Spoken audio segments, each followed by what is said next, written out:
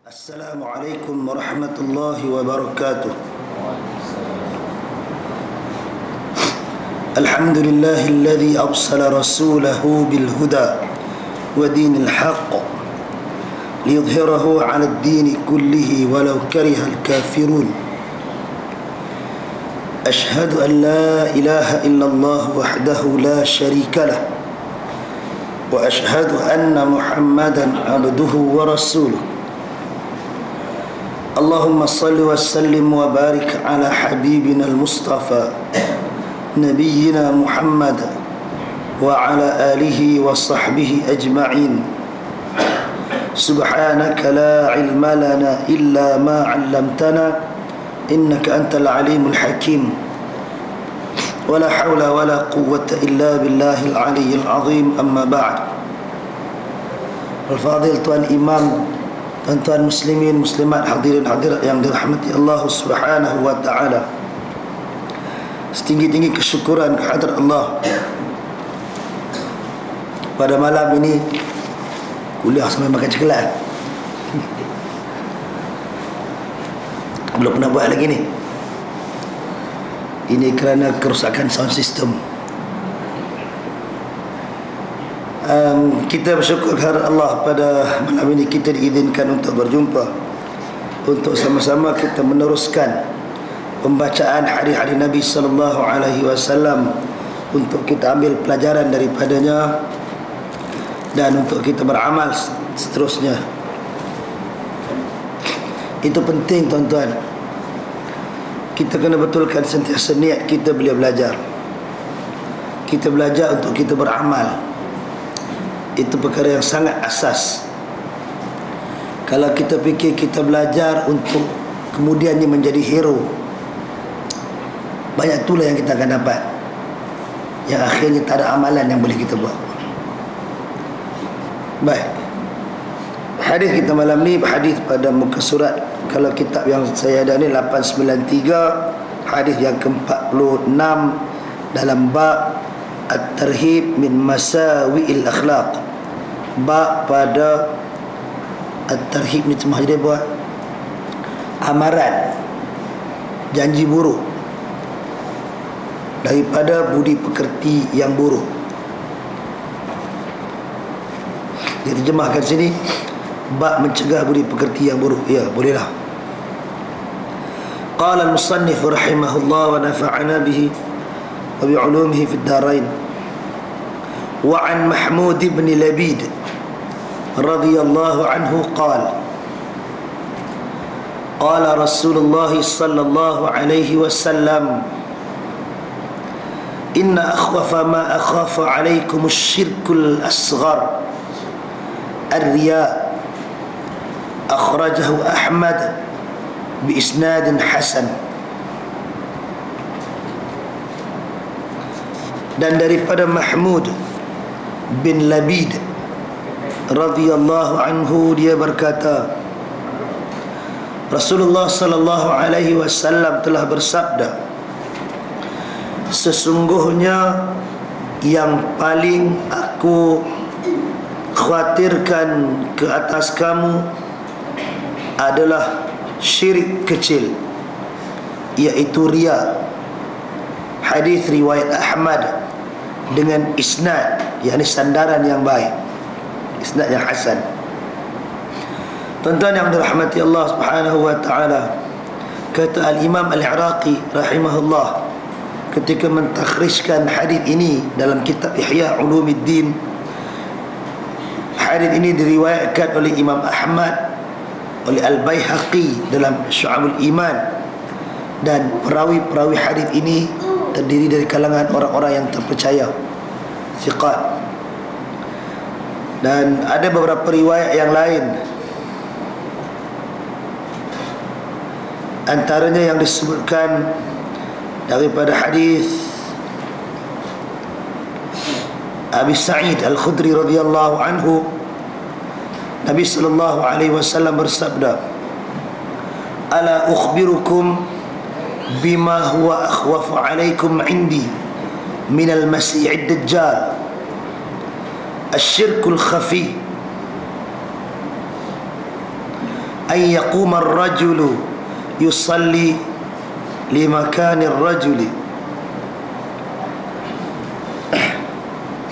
Kata Nabi sallallahu alaihi wasallam seperti mana yang disebut oleh Abu Sa'id Al-Khudri radhiyallahu anhu. Nabi kata, hendakkah aku bagi tahu kepada kamu sesuatu yang lebih aku khawatirkan atas kamu daripada Al-Masih Dajjal. Maksudnya Nabi kata, hendak tak aku bagi tahu kepada kamu satu perkara yang lebih aku bimbangkan kamu berjumpa, lebih dahsyat, lebih teruk, lebih menakutkan daripada berjumpa Al-Masih Dajjal, jumpa Dajjal. Kalau Nabi menyatakan asyirkul khafi, syirik yang tersembunyi. Tuan-tuan yang dirahmati Allah Subhanahu wa taala. Jadi ada dua hadis yang berhampiran menunjukkan kepada isu. Dalam hadis ini Nabi sallallahu alaihi wasallam, ada Mahmud bin Labid ni tadi, Nabi sallallahu alaihi wasallam sebutkan tentang sesuatu yang menakutkan. Banyak perkara Nabi bimbangkan ke atas umat ini. Banyak perkara Nabi suruh, Nabi pesan, Nabi ingatkan. Tetapi dalam hadis ini Nabi sebut benda yang paling Nabi takuti. Kenapa Nabi paling takut benda ni? Allah Ta'ala a'lam.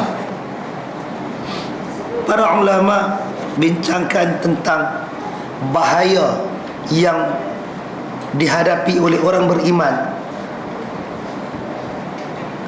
Ada benda yang datang kepada kita dalam bentuk yang jelas, yang kita senang untuk tahu, yang kita sedar bahayanya, yang kita senang untuk mengambil langkah berjaga-jaga. Kita mudah untuk mengelakkannya. Kalau bertembung, kita mudah untuk menangkisnya. Itu benda-benda yang jelas, yang jali. Kalau orang tu orang beriman, datang kepadanya satu orang manusia, bawakan kepada dia mungkin patung berhala, suruh dia sembah. Logik akal kita ada tak orang nak buat benda tu? Tak buat. Mana boleh, syirik kita katakan. Itu benda yang jelas. Bahaya yang mendatang dalam bentuk kita tahu, kita boleh sukat dia barangkali, kita boleh nampak bersedia daripada awal, kita boleh fikirkan jalan keluarnya. Ia memang bahaya, ia memang menakutkan, tapi dia jelas. Kita boleh tahu betul ataupun salah dalam masa yang mudah. Jadi itu satu perkara yang memang menakutkan. Tapi ada yang lebih menakutkan lagi, ialah bahaya yang kita tidak sedar.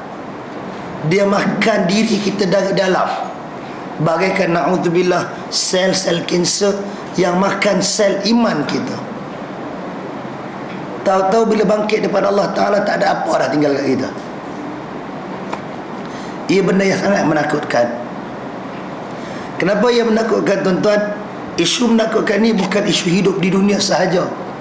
Yang lebih besar ialah ketakutan kita bila berada di akhirat nanti. Apa yang menakutkan kita bila berada di akhirat nanti? Benda yang sangat membimbangkan kita bila kita bangkit di akhirat nanti, dengan sangkaan kita bawa bekalan. Kita bawa bekalan yang banyak. Tapi kalau sampai di sana, na'udzubillah, tiba-tiba apa yang ditimbang, tidak ada sesuatu pun yang boleh menyebabkan kita meraih rahmat Allah Ta'ala untuk menempatkan kita di dalam syurganya. Tentu itu satu suasana yang sangat menakutkan. Tuan-tuan, kita bawa macam kita katakan masalah dalam kehidupan kita. Orang yang nak balik raya, barangkali kesibukan dia bekerja, ataupun nak balik bercuti baru ni kan, kesibukan dia bekerja, tiba-tiba dia nak kena balik kampung. Bila sampai dekat stesen bas, Jalan Duta ke mana ke, semua tiket habis dijual. Waktu kita begitu, apa kebimbangannya? Kebimbangannya ialah sampai nanti tak ada tiket, kan? Menyebabkan kita tak boleh nak balik kampung pada peti mana yang kita rancangkan. Itu satu kebimbangan, bentuk kebimbangan duniawi yang kita ada. Tapi masih barangkali mungkin masih ada penyelesaiannya. Kita balik ke rumah, batalkan rancangan, habis cerita. Kita mungkin bersedih dan berduka seketika. Lepas tu mungkin kita terubat balik, kan? Itu sebagai satu bentuk. Yang lebih menakutkan lagi, kalau yang kita mungkin dah tidak ada profession, kita cuma ada mungkin kerja-kerja, mungkin nak masuk tender dan sebagainya, kita submit semua proposal kita, benda yang membimbangkan kita. Kalau itulah satu-satunya mungkin mata pencarian, kita bergantung dengan projek yang tu. Bila kita submit, kebimbangannya ialah ia ditolak. Kita dah siapkan semua dokumen tu, bila pergi hantar, tiba-tiba benda-benda salinan tidak disahkan, konon contoh macam tu, menyebabkan dia di-reject. Pernah dah kita buat sampai 5-60 muka surat, bila kita submit, bos reject, orang yang kita minta tu reject dan sebagainya. Menyebabkan akhirnya kita akan pulang dengan hampa, kecewa. Kalau kita mungkin sebagai pekerja, kita mungkin bimbang kita akan dimarahi oleh company kita. Kita bimbang kalau kita buat yang ni, kalau gagal ini, mungkin menyebabkan kita tak mampu untuk hidup, tak mampu nak bela keluarga kita, hidup susah dan sebagainya. Itu kebimbangan duniawi. Kalau orang macam saya yang uruskan orang pergi umrah dan sebagainya, tuan-tuan, benda yang paling kita bimbang di saat-saat begini ialah masa nak beli tiket habis. Katakan macam tu, kan? Benda tak ada nilai apa dah ketika itu, kita sangat bimbang. Tapi kebimbangan duniawi itu, benda yang ialah dia dunia. Macam mana pun kita boleh usahakan, kita boleh fikirkan bagaimana nak menyelesaikan masalah tu. Tapi cuba kita bayangkan, kita sudah melepasi kehidupan berpuluh tahun di dunia ini. Kita sudah berada di alam yang lagi satu, alam yang kita dah tak boleh nak patah balik. Pada saat kita berdiri di hadapan Allah Ta'ala itu, bila kita bawa dengan apa yang kita sangka itu amalan, bawa jumpa Allah Ta'ala, apabila ia ditimbang, tidak ada apa yang boleh kita minta dengan Allah rahmatnya. Kita nak kembali ke mana? Bukankah itu sangat menakutkan? Bukankah itu yang menyebabkan manusia merintih, Rabbana absarna wa sami'na farji'na na'mal salihah inna muqinun. Tuhan kami telah lihat, kami telah mendengar, maka kembalikanlah kami ke dunia.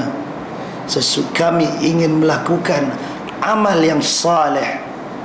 Sesungguhnya kami orang-orang yang yakin. Adakah peluang kalau masa kita berdiri di hadapan Allah Ta'ala tu nanti, bila ditimbang, benda ni reject, benda ni ditolak, benda ni tak terpakai, benda ni di luar daripada spek yang diizinkan, benda ni tak cukup sukatan, benda ni tak mampu sikit lagi untuk menyelamatkan jiwa kita, maka Allah Ta'ala tunjukkan kepada kita rintihan ahli-ahli yang duka cita. Laula akhartani ila ajalin qarib fa asaddaqa wa akum minas salihin. Kalaulah ya Allah, Engkau tangguhkan kematianku sikit lagi, nescaya aku akan bersedekah dan aku akan jadi orang yang saleh. Semua rintihan itu keluar kerana berada dalam keadaan kecewa, hampa, duka cita, dan yang paling penting takut, kerana kesudahannya ialah kesudahan yang derita. Walaupun hanya mungkin untuk seketika, tetapi itu satu penderitaan. Maka Nabi SAW bagi tahu kepada kita tentang benda yang paling menakutkan. Benda yang menakutkan, cerita di hari akhirat, tapi kita tidak sedar bahaya itu ketika kita di dunia. Syirik yang mengeluarkan daripada agama itu lebih bahaya, itu lebih bahaya, itu lebih buruk akibatnya, pasal menyebabkan kekal abadi dalam neraka. Tapi itu ialah syirik, itu ialah bahaya yang kita nampak, yang kita boleh bersedia berhadapan dengannya, yang kita boleh siapkan diri kita di dunia untuk lawat berjuang menghadapi yang itu. Tapi Nabi bimbangkan ialah yang kita tak sedar, benda tu duduk dalam jiwa kita. Nabi SAW sangat bimbangkan yang itu, sehingga dalam hadis yang disahihkan oleh At-Tabrani, yang disahihkan oleh Al-Hakim tadi, Nabi bimbangkan kita ada benda ni lebih daripada Nabi bimbangkan kita berjumpa dengan Dajjal. Tuan-tuan, bagi siapa yang meneliti hadis-hadis akhir zaman, antara ujian akhir zaman ialah dibangkitkan Dajjal. Dajjal akan bawa dengan segala janji manis dunia untuk menghanyutkan umat manusia agar jangan ikut petunjuk Nabi, agar jangan ikut ajaran Allah Subhanahu wa taala. Dijanjikan dengan syurga sedangkan dia ialah jalan ke neraka. Diancam dengan neraka sedangkan itulah jalan ke syurga. Sangat getir bila berhadapan dengan Dajjal. Betapa ramai manusia yang terpedaya dengan Dajjal. Itu cerita orang-orang akhir zaman. Sehingga kan Dajjal itu dia berjuang untuk, dia kempen untuk perjuangan dia ke serata alam. Dia cuma tak boleh masuk Makkah dan Madinah, dia tak boleh masuk. Dan berapa ramai yang kemudiannya menjadi pengikut Dajjal? Hanya orang yang Allah Ta'ala rahmati, hanya orang beriman saja yang akan mengelakkan diri dia daripada mengikut Dajjal, yang kemudiannya akan bergabung menentang Dajjal. Suasana yang sangat getir di akhir zaman nanti. Sangat sukar berhadapan dengan tipu daya Dajjal. Namun Nabi SAW bila ditimbang tara antara berhadapan dengan bahaya Dajjal yang sangat sukar untuk ditangkis ini, dengan penyakit yang sedia ada ini, syirik kecil ini, Nabi lebih bimbangkan syirik kecil.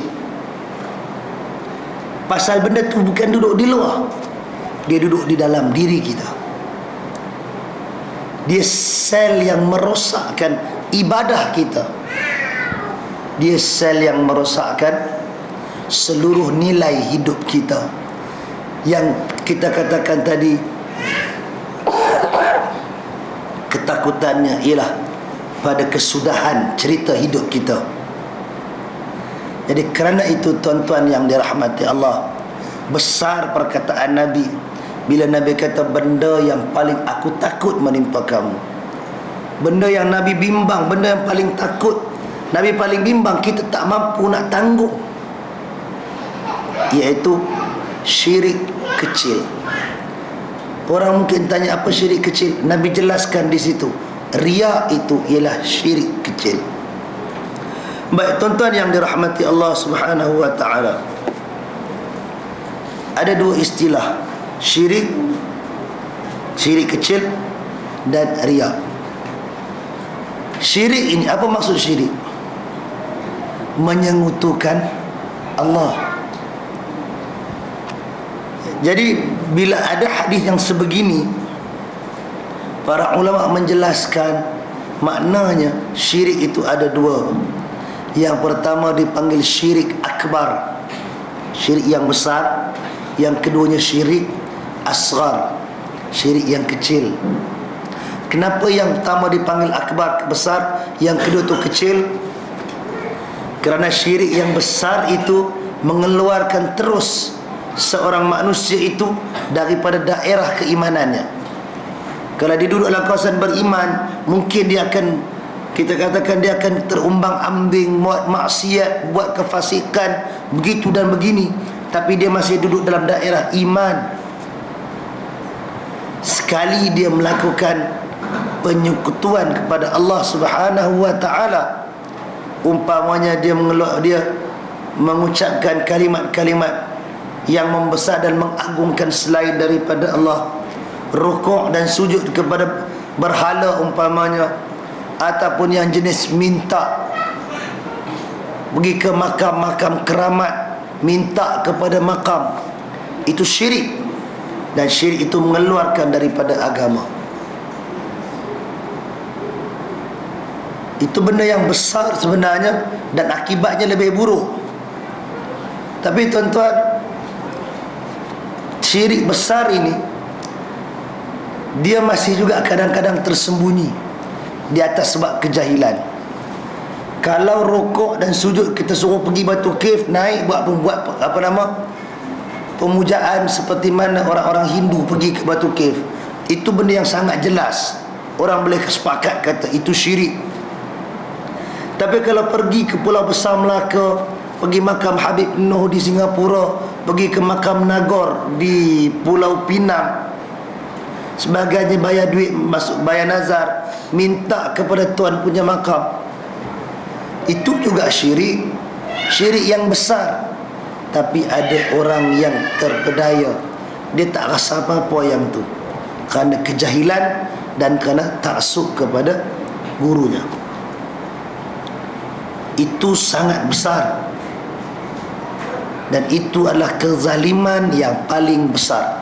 Inna syirka la zulmun azim, dalam surah Luqman. Sesungguhnya syirik itu ialah satu kezaliman yang sangat besar. Benda itu kita katakan syirik yang besar, tapi ada orang yang tak perasan kerana dia jahil. Tapi kalau kita datang boleh argue dengan dia, benda itu sebenarnya benda yang agak mudah untuk dijelaskan.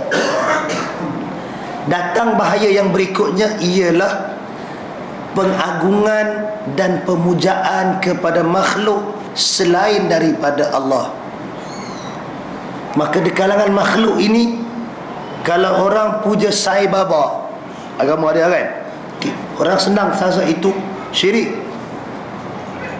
Tapi kalau dia duduk di atas nama Islam, dia pun keluarkan istilah apa? Sidi Abuya Rasulullah, apakah? Macam puak-puak Global Ikhwan macam yang disebarkan dalam internet. Ucapan-ucapan itu memang ucapan yang mengandungi syirik. Berkat keizinan dan kurnia daripada Sidi Abuya, maka rombongan ini dengan mudah melepasi immigration dan sebagainya, yang disebutkan lebih kurang begitu. Itu ungkapan syirik. Tetapi budak yang sebut tu dia tak tahu apa-apa tentang agama.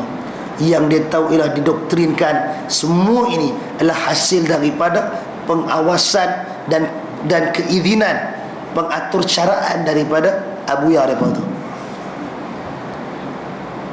Itu juga syirik, dan itu syirik yang jelas sebenarnya. Tapi kerana kejahilan, maka dia tak rasa apa-apa yang tu. Itu pun orang masih boleh kesankan, pasal dia memuja manusia biasa. Yang tak jelas ialah kelompok yang pengikut itu saja. Dia tak jelas. Tapi ada satu lagi individu yang ini menyebabkan lebih ramai manusia yang samar, iaitu pemujaan dan pengagungan terhadap Rasul sallallahu alaihi wasallam. Pasal semua kita sepakat tidak ada manusia yang lebih istimewa daripada manusia yang bernama Muhammad bin Abdullah Rasulullah sallallahu alaihi wasallam. Yang tu tak ada siapa perlu argue, Nabi yang paling mulia di kalangan mana-mana makhluk yang ada. Tetapi dalam kesepakatan itu, dia ada manusia yang terlajak. Apabila mengangkat darjat Nabi lebih daripada darjat kerasulan yang Allah bagi. Kononnya atas dasar sayang, kasih dan cinta kepada Rasul, maka kita perlu memuja dan memuji Nabi. Disandarkan kepada ayat Al-Quran, innallaha wa malaikatahu yusalluna 'alan nabi.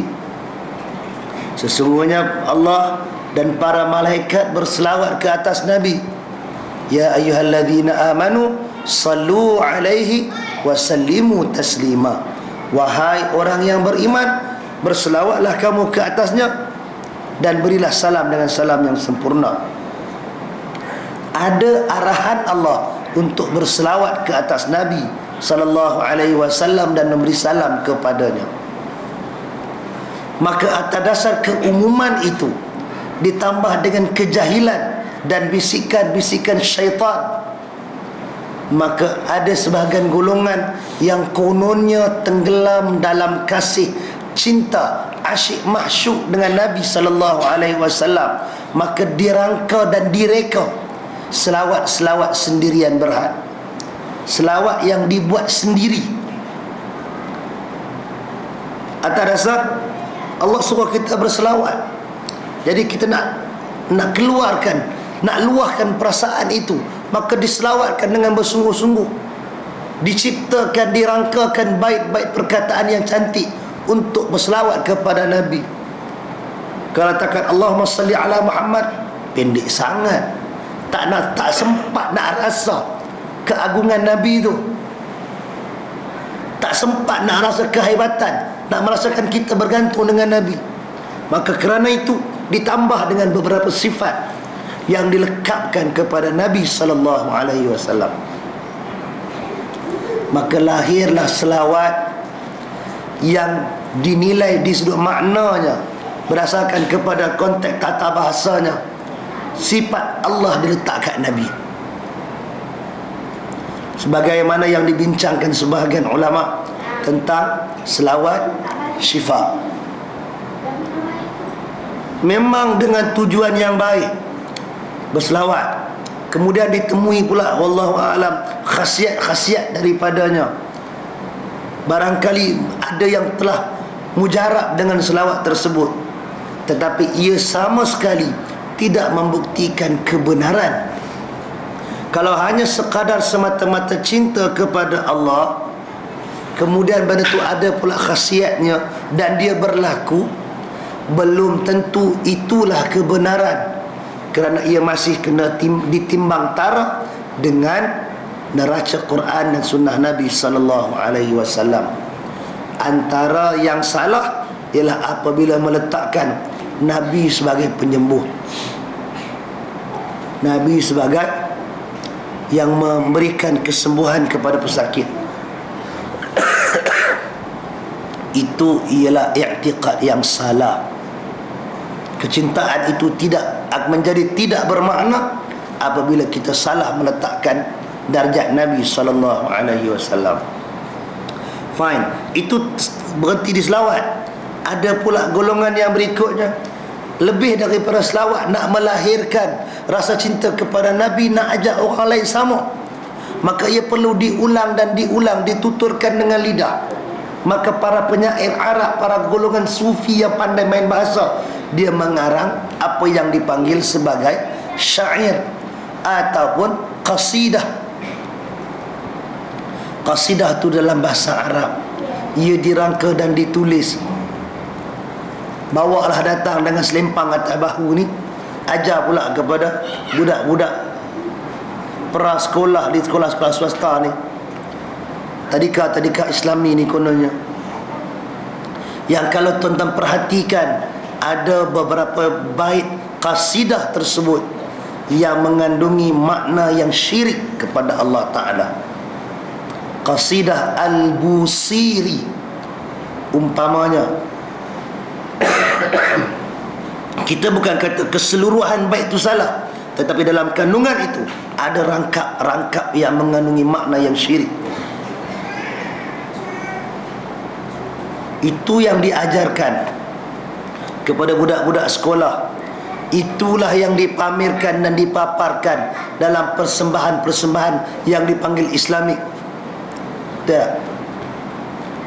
Tapi yang menyanyikan tu budak-budak tu bukan dia tahu sepatah itu bahasa Arab, dia tak tahu maknanya apa. Dan sebahagiannya kata tak apalah mereka tu menyanyi, bukan faham pun, sekadar nyanyi saja. nilainya sama macam budak-budak yang nyanyi lagu black metal bahasa Inggeris yang mengandungi makna pemujaan syaitan. Hak tu puja syaitan syirik, yang ni dia puja Nabi pun syirik juga. Bukan maknanya menyamakan Nabi dengan syaitan, itu salah sistem dia pula kan, silogism yang salah. Tapi nak berkata pada kesalahannya pada pemujaan, kerana hanya pemujaan kita, pengabdian kita hanya kepada Allah Subhanahu wa ta'ala. Itu yang Nabi ajarkan. Jadi yang saya nak ceritakan ke tuan-tuan tadi ni ialah syirik yang besar itu kadang-kadang dia menjadi tersembunyi kerana kejahilan. Kalau syirik sembah tokoh orang jelas, syirik sembah manusia biasa barangkali lebih orang boleh senang. Tapi syirik bila orang mengagungkan, meletakkan Nabi di makam, di tempat yang sepatutnya itu ialah untuk Allah Ta'ala, itu agak menyebabkan kekaburan di situ. Jadi minta tolong tuan-tuan, siapa yang datang bawa baik-baik syair, qasidah dan sebagainya, tolong minta terjemah. Siapa yang tak pandai bahasa Arab tu, terjemahkan. Kalau nak melaungkan juga, ambil bahagian yang boleh, sudahlah, editlah balik kan. Buang rangkap-rangkap yang tak boleh tu. Macam juga yang nak berjanji dan sebagainya, buang bait-bait yang mencabar akidah yang sahih, buang yang tu, bacalah yang lain, tak apa. Kita boleh rearrange balik dia punya lagu tu, tak ada masalah apa, boleh rearrange balik. Tapi kena buang benda-benda tu, kerana dia mengandungi syirik. Dan syirik itu Allah Ta'ala kata ialah kezaliman yang sangat besar. Kerana orang yang syirik, kesudahan hidupnya, sebagaimana yang disebutkan dalam begitu banyak nas, kalau dia tidak kembali bertaubat kepada Allah Ta'ala, keluar daripada syirik, maka habitat a'maluhum, berterbanganlah, hilanglah amalan mereka. Kantung yang dibawa berjumpa Allah Ta'ala tadi, tak ada amalan agama di situ, tidak ada amal iman di situ, pasal semuanya sudah hilang berterbangan. Maka itu kesudahan yang rugi. Baik, itu syirik akbar. Orang yang melakukan itu kekal selama-lamanya di dalam neraka. Tuan-tuan boleh buka dalam Al-Quran, tuan-tuan boleh senaraikan berapa banyak perkataan musyrikin, asyraku, syirk, semua ada menunjukkan kepada kesudahan yang buruk kepada pelakunya. Baik, sekarang kita balik semula kepada poin hadis ini, iaitu syirik yang kategori kedua. Syirik asghar ini tuan-tuan, ia masih dinamakan syirik kerana ialah selepas dikatakan syirik asghar itu merujuk kepada riak. Apa makna riak? Riak ini daripada istilah perkataan ra'a, melihat. Riak maknanya ialah menunjuk-nunjuk supaya orang melihat. Yang boleh kita faham juga daripada situ ialah seseorang itu melakukan satu-satu perkara, dan tentulah perkara yang dimaksudkan itu ialah perkara yang baik, yang mulia. Pasal kalau perkara itu perkara maksiat, perkara buruk, orang tak panggil riak yang tu dah memang maksiat. Kalau dia menunjuk-nunjuk, mana dia 2 kali dosa. Dosa buat maksiat, dosa berbangga dengan maksiat, itu dah 2 kali dosa. Tapi yang ini lebih merujuk kepada melakukan kebaikan, melakukan ibadah, tapi melakukan itu dengan tujuan agar ia dilihat oleh orang lain. Kalau orang tak nampak, dia tak buat. Kalau tak ada orang, dia tak buat pun. Tapi bila ada orang, baru dia nak buat. Maka itu asal usul, root kepada istilah riak ini. Nanti kita akan fikir pula, kenapa nak kena tengok tunjuk ke orang? Dalam bahasa Melayu kita ada istilah menunjuk-nunjuk kan. Kenapa perlu menunjuk-nunjuk? Kita relatekan, kita kaitkan antara perbuatan menunjuk-nunjuk itu dengan amal kebaikan. Maka dia di sana, di penghujung itu, ada satu yang dipanggil pujian, sesuatu yang dipanggil kebanggaan. sesuatu yang dikira sebagai keuntungan duniawi. Itu asal riya. Mesti maksud kita katakan melakukan satu perkara dengan tujuan ia dilihat oleh orang lain. Maka di situ amal kita ini sepatutnya kerana khalis, tulus, lillah, semata-mata kerana Allah. Itu dipanggil ikhlas. Bila kita letakkan tujuan amalan kita itu ialah kerana Allah, dalam masa yang sama kita nak menunjuk-nunjuk, maka di situ kita telah menyekutukan Allah. Sama ada penyekutuan itu setara nak buat kerana Allah dalam masa yang sama untuk ditunjukkan kepada orang, maka jadi setara. Ataupun yang lebih dahsyat daripada itu, dia memang bukan buat kerana Allah, dia telah ambil alihkan tempat. Sepatutnya niat dia, tujuan pengamalan itu ialah untuk penyerahan diri kepada Allah, dia telah ambil tempat itu letakkan kepada manusia. Maka yang dilakukan itu ialah penyerahan diri agar dilihat dan dapat ditunjukkan kepada manusia.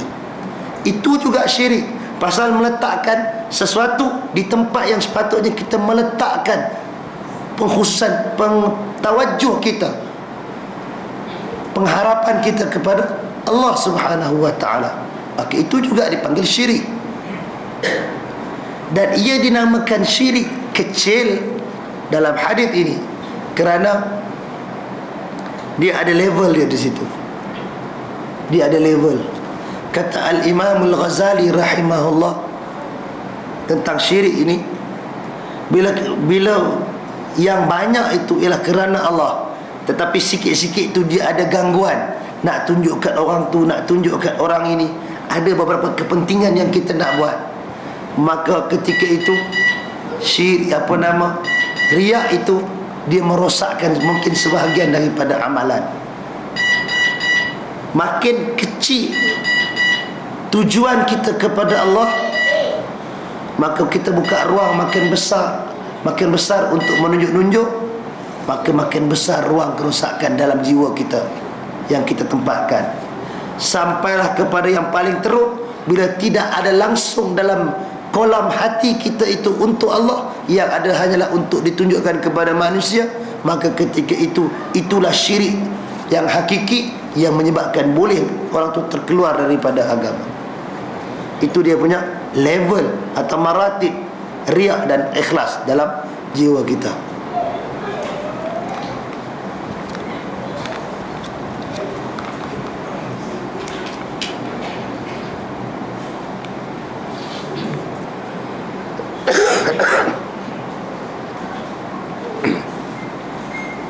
Tuan-tuan muslimin muslimat yang dirahmati Allah Subhanahu wa ta'ala.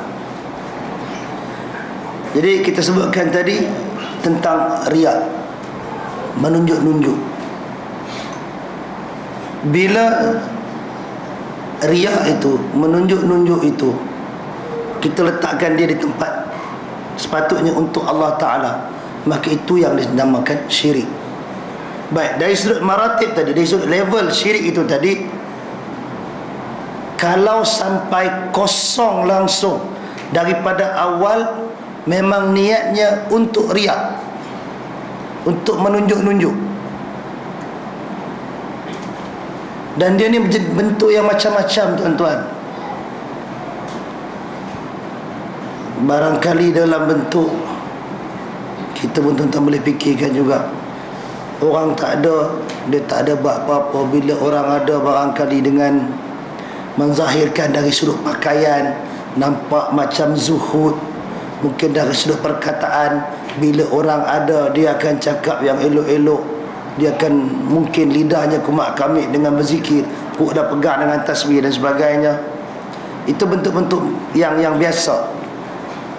Kalaulah daripada awal, maknanya kosong langsung, niat ikhlas kerana Allah Ta'ala, maka amalan tersebut akan terbatal, maknanya batil, tak ada nilai langsung. Yang ada ialah nilai riak tadi.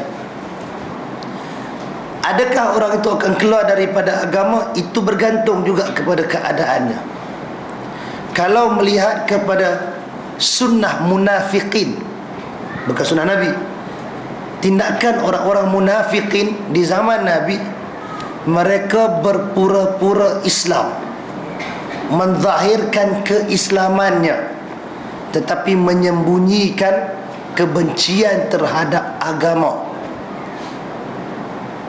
Walaupun Quran nyatakan ciri-ciri buruk tu dapat dilihat, tetapi bila solat, dia akan solat juga. Solatnya kerana Allah ke? Dah, dia tidak solat kerana Allah. Dia buat dengan penuh kebencian dan terpaksa. Maka kalau bentuk yang macam itu adalah sebahagian daripada contoh riak. Dia berpura-pura untuk melakukan kebaikan, sedangkan sebenarnya dia tak mau buat, hanya sekadar menunjuk-nunjuk. Barangkali solatnya sah depan, barangkali kalau orang takbir, dia takbir lagi kuat, tapi hakikatnya dia menyembunyikan kebenciannya terhadap agama bukan kerana Allah. Maka riak yang macam ini, seperti mana yang dilakukan oleh orang-orang munafik, itu yang menyebabkan dia terkeluar daripada agama. Hakikatnya dia bukan orang yang mukmin. Dan kalau begitu, bahkan lebih teruk lagi, Quran menyatakan munafikin ini duduk tempat yang paling bawah daripada api neraka. Itu level yang paling teruk kategori riak ni. Mudah-mudahan kita bukan yang macam itu langsung. Yang berikutnya ialah dia mukmin, dia orang beriman. Ada mungkin amalan dia yang banyak tu dia buat betul kerana Allah Ta'ala, sikit-sikit terganggu. Tapi ada juga mungkin amalan dia yang tertentu, pada hari-hari yang tertentu, pada mungkin suasana yang ditentukan, dia menunjuk-nunjuk semata-mata bukan kerana Allah, tapi memang nak buat tunjuk ke orang.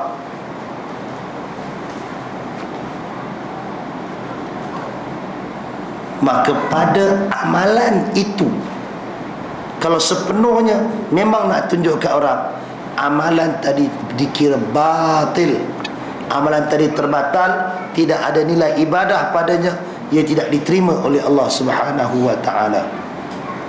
Dalam hadis yang diriwayatkan oleh Imam Muslim daripada Abi Hurairah radhiyallahu anhu, Nabi sallallahu alaihi wasallam bersabda dalam tentang hadis kursi, qal yaqulu Allah ta'ala ana aghna asy-syuraka'i 'anil syirki man 'amila 'amalan asyraka ma'i fihi ghairi taraktuhu wa syirkahu.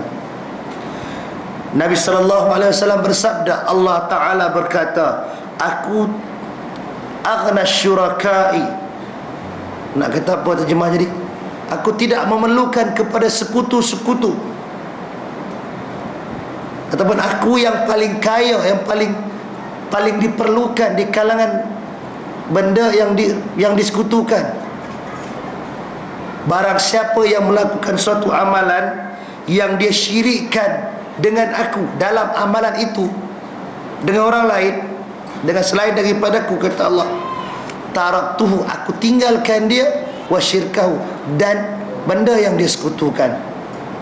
Maknanya Allah tak bagi pahala kat situ.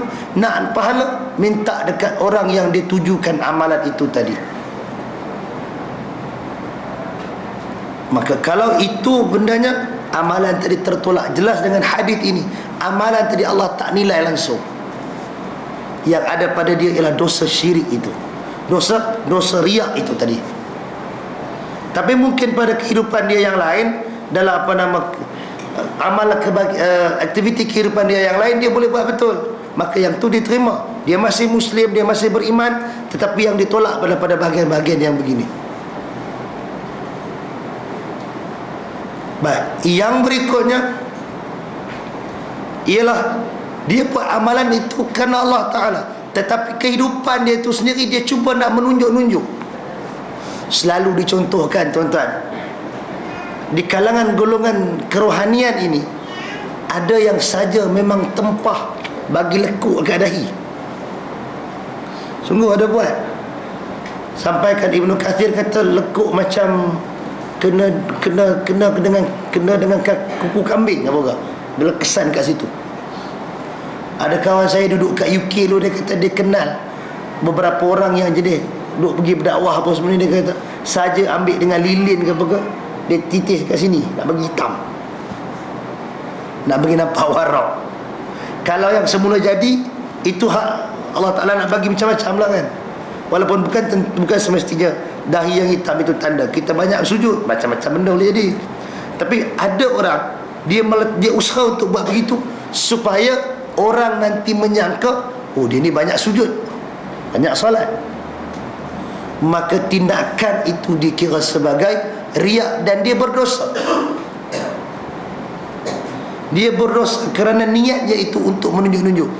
Walaupun mungkin dia solat yang betul, solatlah solat fardu dia betul kerana Allah Ta'ala, dia tahu benda tu berdosa dia, kalau dia buat ikhlas dia dapat pahala, yang tu habuan dia, pahala dia insya-Allah. Tapi pada tindakan dia untuk melekukkan dahi ataupun saja tempah pakai baju yang kononnya zuhud, nampak ada bertampung sikit sana sini supaya orang sangka dia zuhud, maka itu merosakkan sebahagian daripada kehidupan dia tadi ni. Nilai pengabdian itu dia rosak, dia berdosa pada isi itu. Dan benda tu bukan berhenti pada dosa, pasal dia ini ada sel kanser, dia akan merebak. Itu yang ditakuti. Dia boleh merebak kepada banyak benda. Bila tiba-tiba benda yang dihajati itu tercapai, memang ada orang datang dan memujinya, baru dia terasa, oh bagus ni. Ataupun kemudian dia dapat habuan dunia daripada apa yang dia buat, maka itu akan makan dan makan tanpa dia sedar. Akhir sekali yang dia sangka banyak, rupanya tinggal sikit saja. Itu syirik.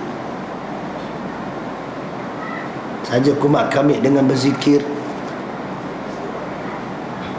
Dan kadang-kadang kita bimbang perkataan kita itu, sama ada kita sedar ataupun tidak sedar, ia boleh menunjukkan yang kita nak tunjuk ke orang. Contohnya kadang-kadang ada orang sebut, saya insya-Allah sejak 15 tahun ni tak pernah tinggal sembahyang malam. Oh bunyi, kita dengar pemremang tengkuk ni. Kalau sungguh buat pun tolong jangan sebut, pasal dia boleh merosakkan. Mungkin pada masa dia buat dia tak niat benda tu, tapi bila dia sebut, benda tu masuk tau dalam otak dia, dalam jiwa dia, dan benda tu akan makan. Itu yang akan merosakkan, pasal dia tidak berhenti di situ. Ini sel hidup, dia akan bergerak. Mungkin pada masa dia sebut dia bukan niat, tapi bila sekali dia sebut, dia tak buka ruang untuk bisikan dan hasutan. Dan itu sangat bahaya. Jaga tuan-tuan. Baik, kemudian kalaulah ada orang yang dia melakukan amalan tetapi bercampur antara ikhlas dan syirik tadi ni, dan riak tadi ni, itu yang kita katakan kalau sama banyak, dia telah merosakkan sebahagian, dan kita mengharapkan belas ihsan rahmat Allah untuk terima bahagian yang ikhlas tu. Pasal hak Allah Ta'ala kita tak boleh nak putuskan. Kalau ada sama banyak, kalau kurang banyak yang itu, mudah-mudahan yang banyak itu menguasai yang sedikit. Kerana ada sebuah hadis yang mursal, walaupun ialah hadis mursal ni ada yang tidak jadikan sandaran hujah, tetapi mudah-mudahan daripada seorang lelaki bertanya kepada Nabi sallallahu alaihi wasallam, "Ya Rasulullah, inna bani Salamah kulluhum yuqatiluna fi sabilillah. Minhum man yuqatil lid-dunya, wa minhum man yuqatil najdatan, wa minhum man yuqatil ibtigha'a wajhillah. Fa ayyuhum syahid?" Qal, "Kulluhum idza kana aslu amrihi an takuna kalimatullahi hiyal 'ulya." An takuna kalimatullahi hiyal 'ulya. Seorang lelaki bertanya kepada Nabi, "Ya Rasulullah, sesungguhnya Bani Salamah ini semua mereka berperang fi sabilillah. Sebahagian daripada mereka ada yang berperang kerana tujuan dunia. Sebahagian daripada mereka berperang kerana nak bagi pertolongan. Dan sebahagian daripada mereka yang berperang semata-mata mengharapkan wajah Allah. Maka siapakah di kalangan mereka yang kalau mati dikira syahid?" Nabi SAW menjawab, kulluhum, semua sekali mati syahid, sekiranya asal tujuan mereka ialah untuk menegakkan kalimat Allah Ta'ala yang tinggi. Semua berperang untuk meningkatkan kalimat Allah Ta'ala. Asal tujuan keluar, tiba-tiba datang kepentingan dunia yang masuk, maka kalau mati, dalam hadis ini dikatakan mati syahid masih dikira, tapi nilai syahid itu dah berbeza-beza. Antara yang ikhlas, solid kerana Allah, antara yang ikhlas juga, tapi kalau dapat dunia pun bagus juga, maka itu dah kurang nilai. Demikian juga dengan yang lain. Dalam hadis yang lain, antara yang diriwayatkan oleh Al-Bukhari ialah bila ditanya tentang orang yang berjihad kan, minhum man yuqatil syaja'an, ada orang yang berperang kerana dia berani. Wa minhum man yuqatilu hamiyatan, ada orang yang berperang kerana dia memang baharat, memang ada semangat dia nak lawan, kaki lawan. Macam kita kan kadang-kadang jenis kaki rempit, kaki samsing apa semua tu, bila kata woi ada orang nak pecah surau, nak bakar masjid, geng-geng ni dulu sampai. Kalau tanya pernah sembahyang, masuk pun tak pernah, sembahyang jauh sekali. Tapi bila orang kata nak pecah masjid, dia dulu datang. Pasal apa? Memang kaki gaduh punya orang. Ada passion tu. Weh, dia orang kafir. Ya, sungguh Nabi pun sebut ada orang yang berperang pasal dia berani, ada orang berperang pasal dia barat, pasal dia memang kaki lawan. Dan ada orang yang berperang lillahi ta'ala. Nabi sebut yang mati ketika itu, kalau mati, ialah yang mati man yuqatil li'i'la'i kalimatillahi hiyal ulia, orang yang mati untuk meninggikan kalimat Allah Ta'ala yang memang tinggi. Jadi ada yang gugur mati tak syahid, dan ada yang mati sia-sia, dan ada yang mati syahid. Itu duduk dalam jiwa dia, nilaian itu. Allah Maha mengetahui. Nampak tuan-tuan? Jadi kita ambil hadis yang pertama dan hadis yang kedua itu. Dalam hadis yang pertama itu menunjukkan kalau asalnya ialah untuk pertahankan agama, meninggikan kalimat Allah Ta'ala, kemudian ada sikit sebanyak, maka dia masih dikira syahid. Maknanya amalan itu masih ada nilai, tetapi dia rosak di sana sini, dia cacat. Macam orang yang mungkin nak pergi haji, memang dia tahu dia tanggungjawab dia untuk buat haji, ini tanggungjawab, dia mampu tak buat, dia berusaha, dan dia nak dapat pahala begitu, kelebihan Arafah, dia tahu. Tapi dalam masa yang sama, balik nanti syok orang panggil haji kat kita. Bukan masalah panggil tu, masalahnya ialah kalau orang tak panggil dia kecil hati, saja duk tayang nak kena panggil. Kalau orang tak sebut, dia kena sebut, aku dah pergi dah. Itu akan bimbangnya ialah dia akan menyebabkan gangguan kepada yang asal. Bukan dia tak ikhlas, dia pergi haji lillahi ta'ala, tetapi bila niat-niat yang begitu tu, dia akan masuk dan merosakkan. Maka samalah tadi macam bab orang yang berperang kerana Allah Ta'ala tadi, dia akan rosak. Amalan itu diterima, tetapi dalam bentuk kepincangan dan kecacatan. Itu yang dipanggil sebagai bentuk-bentuk riak. Baik, tuan-tuan yang dirahmati Allah Ta'ala, ada satu bentuk lagi yang dikira sebagai riak juga, disebutkan oleh para ulama. Satu yang selalunya yang kita gambarkan ialah orang yang menunjukkan amal baik dengan tujuan untuk orang lihat, dan kita katakan tadi. Ada satu bentuk lagi, ialah orang yang sengaja meninggalkan untuk melakukan amal baik, kononnya dia takut riak, sebenarnya itu juga riak. Benda ni tentang penyakit pelik ni ada. Kalau kita baca syarah Muwatta dan sebagainya, Az-Zarqani dan sebagainya, menukilkan di zaman awal dulu, zaman salafus salih, ialah bukanlah seluruh zaman yang hidup tu semua orang soleh kan. Mana yang ikut Nabi tu salafus salih lah, ada juga salah yang tak soleh. Bukan salah tu, mana yang hidup di zaman tu, ada juga yang tak soleh. Ajaran sesat pun banyak mula di zaman tu. Ada jenis penyakit, orang kalau ditanya tuntutan untuk orang lelaki, kalau solat fardu, solat berjemaah kan di masjid, ada orang di satu zaman itu yang kenapa tak pergi masjid? Oh, aku tak boleh pergi masjid pasal apa? Kalau kau pergi solat nanti aku riak.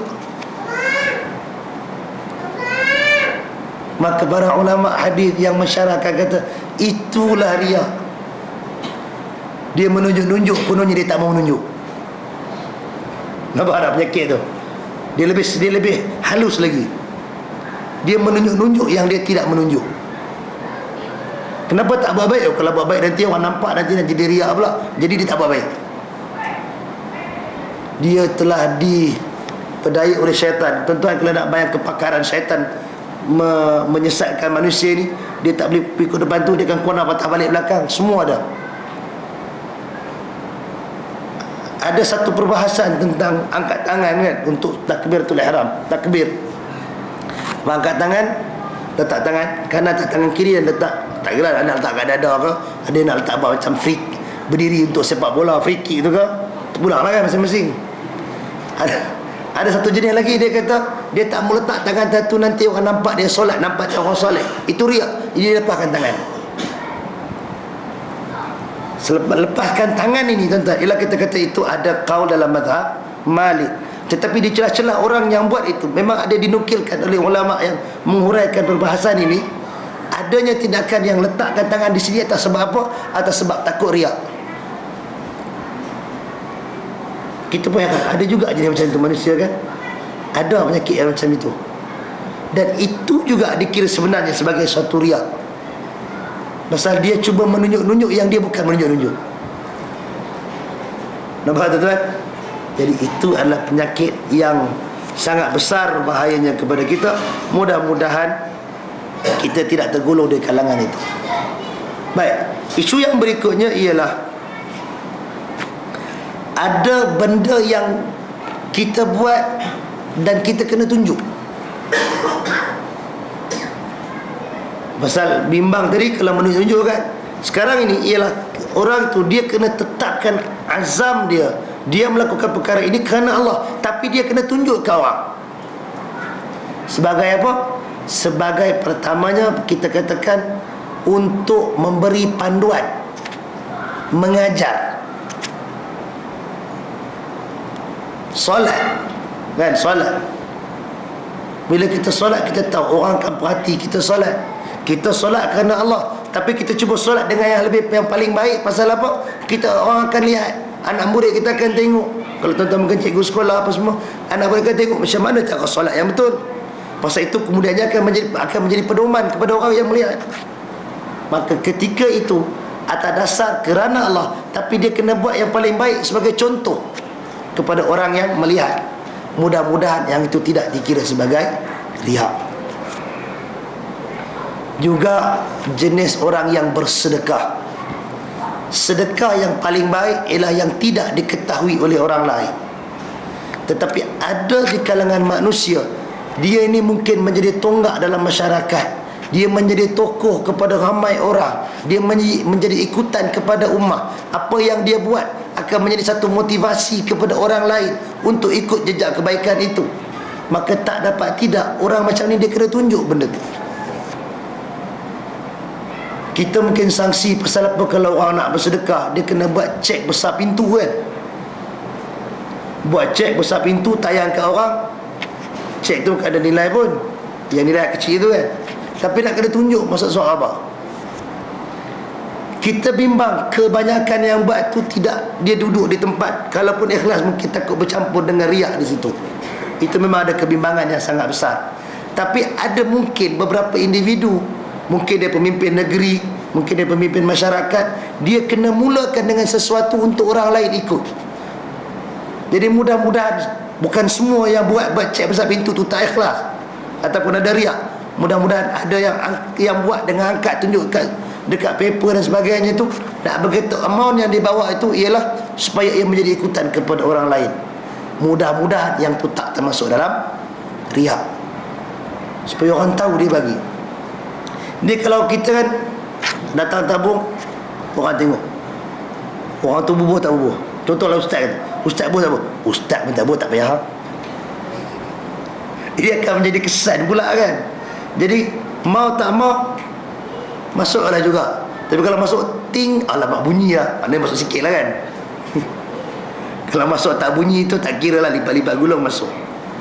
Dia sebagai satu galakan tunjuk kepada orang lain, maka mudah-mudahan itu diizinkan oleh syarak. Pokok pangkalnya ialah keazaman dia yang awal itu untuk apa. Baik. Jadi tuan-tuan yang dirahmati Allah Subhanahu wa taala, itu dia hadis yang boleh kita bincangkan tentang perkara ini. Dan Allah Subhanahu wa taala sebut dalam Al-Quran, in tubdus sadaqati fa ni'mahi wa in tukhfuha wa tu'tuha al-fuqara'a fa huwa khairul lakum. Surah Al-Baqarah ayat 271. Sekiranya kamu menunjukkan, menzahirkan sedekah, maka itu adalah baik. Dan kalau kamu menyembunyikannya dan kamu memberikan sedekah itu kepada fuqara, maka itu lebih baik bagi kamu. Sedekah dengan tunjuk pun baik, sedekah senyap-senyap pun lebih baik. Tetapi itu bergantung bila sampai kepada kita katakan tadi kan, individu yang dia kena buat untuk orang lain buat, dia kena tunjuk. Dalam asalnya dia sembunyi lebih baik. Tapi kalau untuk menunjuk, mungkin dia kurang pada nilai pahala bersedekah. Pasal bersedekah secara sembunyi lebih baik daripada bersedekah secara zahir. Tetapi mungkin dia dapat pahala tambahan kerana orang lain ikut jejak langkah dia. Dia dapat pahala daripada jalan yang lain. Man sanna sunnatan hasanah, siapa yang menunjukkan sunnah yang baik, falahu ajruha wa ajru man amila biha lam yanqus minhu syai'. Dia dapat pahala yang dia buat, dan orang yang beramal dengan apa yang dia buat tak kurang walaupun satu daripadanya. Jadi itu imbangan dia. Allah Maha Adil, tuan-tuan. Kalau kita kata, aku nak sedekah sembunyi-sembunyi, tapi tadi kalau aku buat orang tak tahu, orang tak nak ikut, kita buat yang tu, kita kurang nilai pada perbuatan bersedekah itu. Tapi bila orang lain buat kerana kita tunjuk contoh, kita dapat pahala kat situ pula, insya-Allah. Demikianlah dengan benda-benda ajaran yang lain. Untuk kadang-kadang mungkin kita berjalan dengan kawan-kawan dan sebagainya, tidur di hotel ke di mana ke, nak bangkit sembahyang malam seorang-seorang diri. Tapi kalau siap sunyi sembahyang, kawan tu sampai 2 minggu duduk dengan kita, Tok Syekh ni sampai tak bangkit sembahyang malam pun dah tak ada motivasi pula kan. Jadi barangkali yang penting tadi, asal diri kita tadi tu mungkin nak tunjukkan adalah ada ruang, solatlah malam. Mungkin kita patut gerakkan dia untuk buat benda tu, tuan-tuan, adalah bisikan syaitan. Bila kita bangun untuk qiyamul lail umpamanya, memang kita nak kena sembunyi, takut riak tadi ni. Tapi kira masa yang sama, kawan tu tadi dia akan melepas peluang dia. Kita seorang je peluang pahala tu, kawan ni duduk tidur macam tu. Kita mungkin kita rasa kita selamat dari sudut riak, tapi kita tak membantu dia dan kita tak ada pahala tambahan untuk itu. Nabi SAW, kalau Nabi bangun qiyamul lail, Nabi kejutkan isterinya. Jadi orang kalau pergi berjalan, dia qiyamul lail, dia patut kejutkan kawan dia. Jangan kejut pasal aku mayang ni kan, bukan nak tunjuk yang tu, tapi nak ajak sekali untuk dia beramal. Jadi itu imbangan ya, tuan-tuan, yang kita kena clear bab ni. Supaya, kerana sentiasa syaitan akan bisikkan kita, jangan kejut, kalau kejut nanti riak. Habis macam tu je lah, rugilah kita pahala tambahan sunnah hasanah tadi tu kan. Ataupun kejut dia, nanti kau dapat pahala sunnah hasanah, tapi dalam masa sama suntikan riak masuk ke situ pula. Oh, hidup kita sangat mencabar, sangat mencabar. Jadi kita kena tetapkan azam dan berdoa kepada Allah supaya kita tetap betul di atas jalan petunjuk Allah Subhanahu wa taala. Wallahu taala a'lam. Silakan tuan-tuan kalau ada apa kita nak bincang.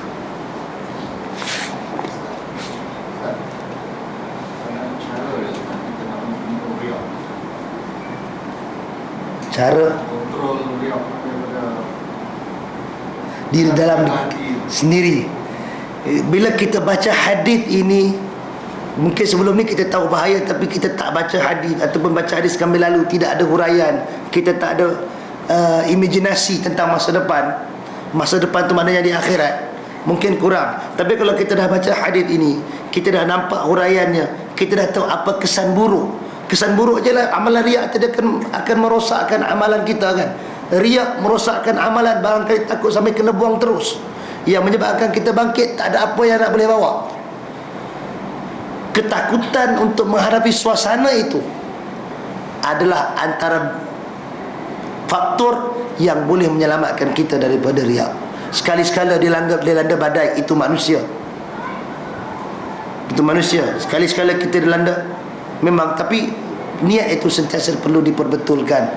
Para ulama seperti Al-Ghazali dan sebagainya sebut, kita betulkan niat daripada permulaan amalan, kemudian di pertengahan itu nanti juga kita kena mula correction balik, dan di penghujung kita kena betulkan juga. 3 fasa untuk pembetulan niat kita. Mula dengan ikhlas, lepas tu kita terus hanyut. Bila kita tersedar, kita kena buat balik, betulkan balik niat kita. Demikian juga dengan kita belajar, kita menuntut ilmu, kita baca buku dan sebagainya.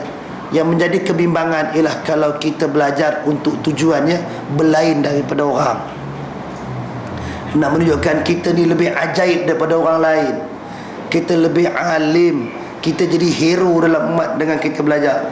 Itu semua niat yang merosakkan nilai amalan kita. Ataupun ada yang niat, saya belajar ni pasal satu nanti saya nak lawan dengan dia pula. Itu pun bukan niat yang betul lah.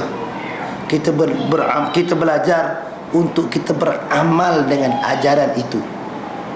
Pasal tu kita kena belajar benda yang betul kan.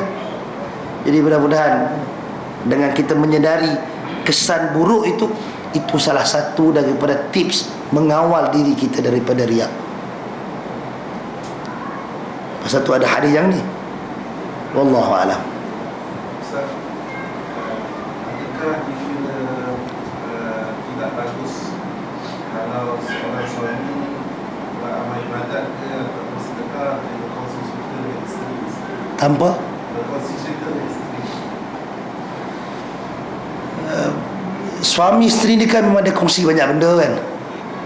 Jadi selama mana ia tidak membawa kepada yang kita katakan tadi riak, kalau dia sekadar berkongsi untuk motivasi, itu sebenarnya bergantung kepada bentuk macam mana penceritaan itu dan juga bentuk penerimaan. Kadang-kadang bukan semua patut kita kongsikan. Kalau kita ceritakan semua, nanti kadang-kadang memberikan, walaupun mungkin orang yang paling rapat dia boleh menimbulkan salah faham, ataupun mungkin dia punya respon itu menyebabkan kawan yang cerita itu sakit hati balik dan sebagainya. Kalau nak tanya patut tak patut, dia bergantung kepada bagaimana hubungan antara suami isteri tersebut, sejauh mana keakraban dia dalam perkongsian cerita hidup ini. Kalau memang mereka ini berkongsi dalam semua perkara, sekadar menceritakan apa yang dia buat sebagai satu galakan supaya isteri itu buat juga benda yang baik sama, ataupun untuk diceritakan dengan tujuan nanti isteri itu akan buat check and balance, sepatutnya yang ini lebih baik, patut tak, yang itu tak patut buat, maka itu mudah-mudahan perkongsian yang bagus.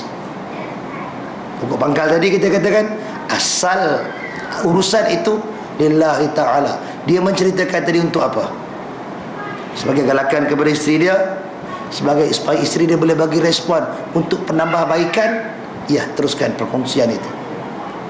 Kalau sekadar untuk cerita yang suami lebih baik daripada isteri, apalah isteri macam itu begini, jangan cerita, diam-diam sudah. Demikian juga bapa dengan anak, ibu dengan anak. Ada banyak benda amalan yang dia kena cerita ke anak tu. Itu dah tentu bukan nak menunjuk-nunjukkan, apalah benda nak tunjukkan dengan anak ni, tapi nak bagi tahu. Kalau tuan-tuan pegang tak boleh riak dengan anak apa tak cerita, bila budak tu nak tahu? Akhirnya dia cuma tahu dekat sekolah benda yang tak serupa dengan apa yang ayah dia tahu. Itu yang duk kontra saja tu. Jadi perkongsian itu pada dasarnya dalam bentuk yang begitu sangat perlu. Ceritakan kepada anak apa yang patut buat. Bagi tahu kepada dia, sebenarnya ayah buat begini pasal apa? Malam ni memang kena bangkit semayang, Nabi suruh buat. Bukan takkanlah kita nak tayang ke anak kita, kita akan mulai lagi harian. Apalah faedah, apalah perasaan bangga di situ. Tak ada apa. Jadi itu benarnya, wallahu a'lam. Ada lain?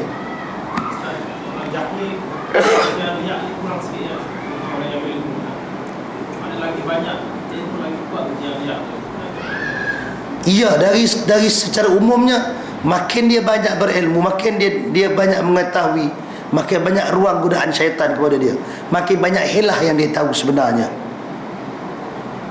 Dan juga begitu. Tapi kita katakan tadi, syaitan tidak pernah melepaskan orang jahil begitu saja. Dia letaklah perangkap jahil itu, itulah perangkap yang paling besar. Kejahilan itu akan bawa kepada kesesatan banyak. Dan kita katakan tadi, ada tak ruang untuk orang jahil untuk riak? Ya, dia menunjuk-nunjuk kejahilan dia tu. Kenapa tak pergi belajar? Kalau belajar kita takut riak. maka dia kekal dengan kejahilan. Itu juga riak dalam bentuknya lah. Tapi kalau kita katakan tadi, ya, ruang untuk orang makin dia mengetahui, makin besar ruang dia. Betul. Makin orang tu beramal, makin besar ruang untuk dia riak. Orang yang memang tak buat apa, dia tunjuk apa ke orang kan. Dan memang dia semayang pun jarang, main jemaah jauh sekali, apa yang dia riak kan. Dan memang dia tu sendiri, rosaknya dia bukan dalam bentuk itu, dalam bentuk yang lain. Itu dia. Wallahu'alam. Dari segi pemakaian lah, kita kerja dalam pejabat, kita ketua atau pengurus, pemakaian kita lebih sedar lah daripada kerja bawahan. Tujuannya supaya dia ada rasa hebah. Tapi ada struktur organisasi tu lah, tunjuklah kalau kita pakai sama macam orang, kita hilang rasa hormat dan sebagainya. Ya, wallahualam. Mudah-mudahan itu. Tengoklah, kadang-kadang memang dari sudut asalnya, pertama sekali ialah bab berpakaian ini memang ada manusia yang dia suka simple, mana pun dia simple. Tapi ada manusia yang dia memang suka untuk hebat, kemas, bukan kerana nak menunjuk, tapi dia suka begitu. Jalan pun kasut mesti nak kena gila. Kalau sikat tu memang remos, memang bagi terapi, sikat tepi kan. Dia kena pakai baju, kalau side tu memang kena bagi tajam betul-betul punya. Ada yang itu kita kirakan nature dia. Itu satu part yang diraikan. Pasal ada orang tanya kepada Nabi tentang orang yang berpakaian cantik, adakah itu dikira sebagai takabur? Nabi tak kata itu sebagai takabur. Jadi part itu satu bahagian kita kata ada ruang untuk diizinkan. Cuma dia akan jadi rosak kalau dia masuk unsur nak tunjukkan orang yang dia lebih. Itu riak. Kemudian bila duduk dalam struktur organisasi, jawatan dan sebagainya, tentulah untuk menambahkan rasa kita katakan first impression. Kadang-kadang kalau dah lama-lama mungkin berubah juga persepsi itu kan. Tetapi untuk orang tanggapkan dalam environment, dalam culture yang sedia ada, perlukan untuk ketua-ketua jabatan, bos-bos ni pakai yang lebih sikit daripada orang bawah. Itu juga tidak membawa kepada maksud yang buruk, insya-Allah. Melainkan kalau memang dia saja tayang, itu cerita lain. Maknanya unsur riak itu memang unsur tambahan. Asal benda tu tak jadi masalah, dia mampu dan dia memang kena berpakaian begitu, masa kerja, luar kerja pun dia pakai simple, maka itu tak ada jadi masalah, insya-Allah. Jangan dia tambah dengan saja untuk menunjuk-nunjuk. Itulah. Wallahu a'lam. Demikianlah tuan-tuan dengan kereta, dengan rumah. Anak 12 takkan ada rumah kecil kan. Dia kena buat rumah yang besar, bilik yang banyak. Orang tanya kat dia, rumah ni besar, ramai, ramai, bilik 12. Bukanlah nak tayang, nak tunjuk ke orang bilik tu 12, nak beritahu anak tu ramai, seorang satu bilik kan. Jadi mudah-mudahan statement yang macam tu bukanlah riak. Melainkan kalau tak ada pasal-pasal saja nak sebut, itu lain lah kan. Orang yang dah memang dia suka travel, takkan nak pakai kereta yang mati-mati tengah jalan, Sigma Galen tahun 75 tu kan. Tentu dah nak kena pakai yang sesuai dengan pergerakan dia. Mudah-mudahan yang tu bukan riak. Orang yang jadi sakit badan, dia mampu naik kapal terbang, saya tak membeli ekonomi kelas, nak pakai business class. Walaupun kalau ekonomi kelas 4,000, business kelas 12,000, dia sanggup untuk yang tu. Dengan kemampuan yang ada, dengan condition dia, mudah-mudahan tu bukan riak kot. Dah dia tak boleh duduk dalam tempat yang sempit kan. Wallahu a'lam. Ada lagi? Boleh dah. Jadi tuan-tuan yang dirahmati Allah, dah oleh kerana Nabi sebut ini benda yang sangat membimbangkan, kita kena sentiasa minta dengan Allah Ta'ala untuk mengelakkan daripada ditimpa penyakit ini. Bahaya penyakit riak ni. Kalau tak mari kuliah pun pasal takut orang kata alim, takut orang kata mat masjid, mat surau kan. Tu pun riak juga tu. Yang pergi tak ikhlas pun riak, yang tak pergi pun boleh jadi riak juga. Beriak pasal apa? Pasal tak pergi, pasal dah pandai. Riak juga. Jadi benda ni dia datang dalam berbagai bentuk. Yang penting kita kena tetapkan diri kita lillahi ta'ala, pasal kita bimbang kesudahan kita nanti yang kita tak boleh nak patah balik. Kalau boleh balik semula, kita boleh perbetulkan, lain cerita. Tapi takut pergi-pergi tak boleh nak patah balik, apa pun tak guna tuan-tuan. Hanya yang ada ialah penyesalan. Wallahu ta'ala a'lam. Aqulu qawli hadha wa astaghfirullahal azim li wa lakum. Assalamualaikum warahmatullahi wabarakatuh.